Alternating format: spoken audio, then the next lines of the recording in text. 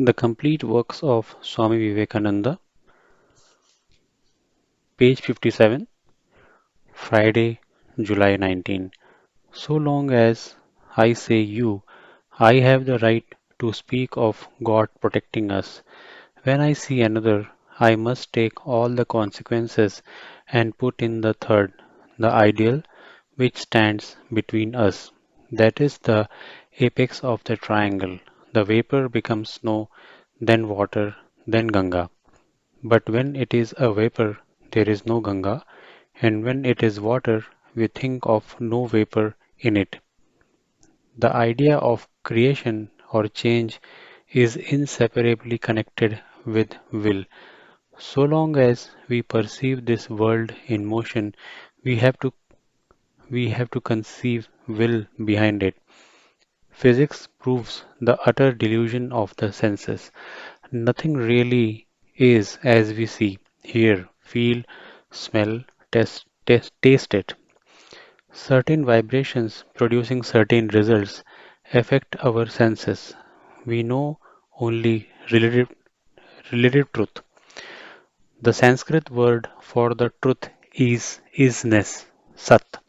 From our present standpoint, this world appears to us as will and consciousness. Personal God is as much an entity for himself as we are for ourselves, and no more. God can also be seen as a form, just as we are seen. As men, we must have a God. As God, we need none. This is why Sri Ramakrishna constantly saw the Divine Mother ever present with him, more real than any other thing around him. But in Samadhi, all went but the self. Personal God comes nearer and nearer until he melts away, and there is no more personal God and no more I. All is merged in self. Consciousness is a bondage. The argument from design claims that intelligence precedes form.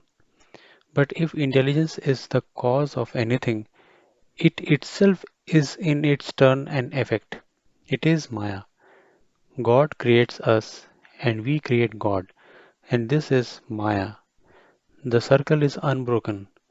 Mind creates body, and body creates mind. The egg brings the chicken, the egg, the tree, the seed, the tree. The world is neither entirely differentiated nor yet entirely homogeneous. The world is neither entirely differentiated nor yet entirely homogeneous.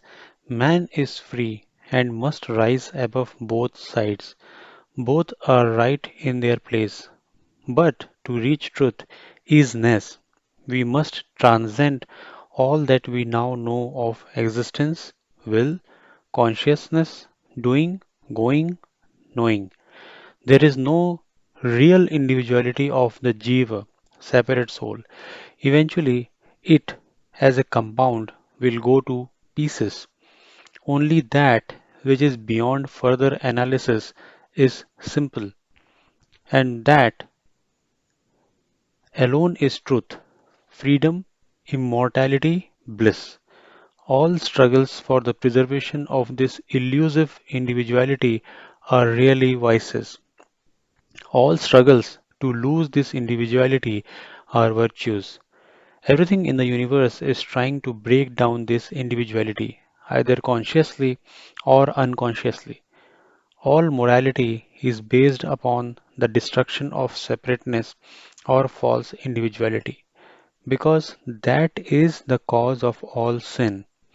Morality exists first, later religion codifies it. Customs comes first, and then mythology follows to explain them. While things are happening, they come by a higher law than reasoning that arises later in the attempt to understand them. Reasoning is not the motive power, it is chewing the cud afterwards. Reason is the historian of the actions of the human being. Buddha was a great Vedantist, for Buddhism was really only an offshoot of Vedanta, and Shankara is often called a hidden Buddhist. Buddha made the analysis, Shankara made the synthesis out of it. Buddha never bowed down to anything, neither Veda, nor caste, nor priest, nor custom. He fearlessly reasoned so far as reason could take him. Such a fearless search for truth and such love for every living thing in the world has never seen. Buddha was the Washington of the religious world. He conquered a throne only to give it to the world, as Washington did to the American people. He sought nothing for himself. Perception is our only real knowledge or religion. Talking about it for ages will never make us know our soul. There is no difference between theories and atheism. In fact, the atheist is the truer man. Every step I take in the light is mine forever. When you go to a country and see it, then it is yours. We have each to see for ourselves. Teachers can only bring the food. We must eat it to be nourished. Argument can never prove God as a logical conclusion. It is impossible to find God outside of ourselves. Our own souls contribute all the divinity that is outside of us. We are the greatest temple. The objectification is only a faint limitation of what we see within ourselves.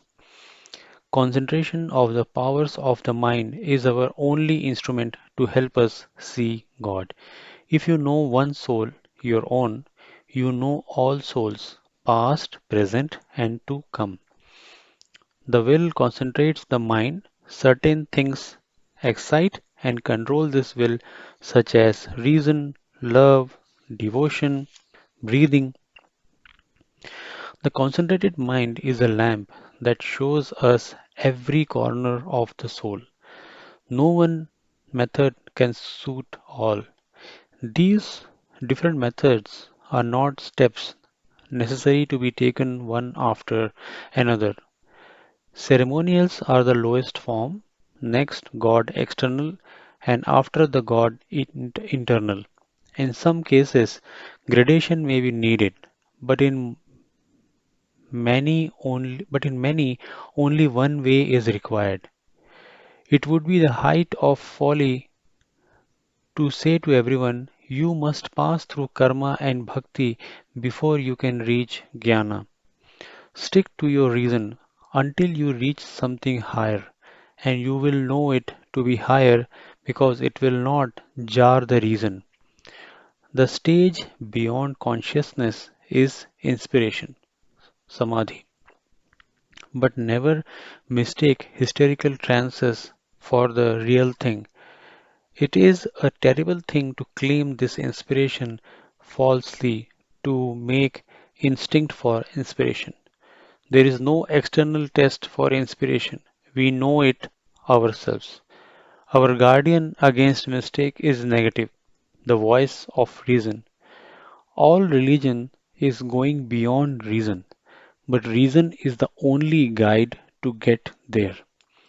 Instinct is like ice, reason is the water, and inspiration is the subtlest form or vapor. One follows the other. Everywhere is this eternal sequence unconsciousness, consciousness, intelligence matter, body, mind, and to us it seems as if the chain began with the particular link we first lay hold of. Arguments on both sides are of equal weight, and both are true. We must reach beyond both to where there is neither the one nor the other. These these success, successions are all Maya. Religion is above supernatural. Faith is not belief. It is the grasp on the ultimate and illumination. First hear, then reason, and find out all the reason can give about the Atman. Let the flood of reason flow over it, then take what remains. If nothing remains, thank God you have escaped a superstition. When you have determined that nothing can take away the Atman, that it stands every test, hold fast to this and teach it to all. Truth cannot be partial, it is for the good of all. Finally, in perfect rest and peace, meditate upon it. Concentrate your mind upon it. Make yourself one with it. Then no speech is needed. Silence will carry the truth. Do not spend your energy in talking, but meditate in silence. And do not let the rush of the outside world disturb you. When your mind is in the highest state, you are unconscious of it. Accumulate power in silence and become a dynamo of spirituality. What can a beggar give? Only a king can give, and he only when he wants nothing for himself. Hold your money merely as custodian for what is God's. Have no attachment for it. Let name and money, let name and let name and fame and money go. They are a terrible bondage. Feel the wonderful atmosphere of freedom. You are free, free, free. Oh, blessed am I, freedom am I am the infinite. In my soul I can find no beginning and no end. All is myself. Say this unceasingly.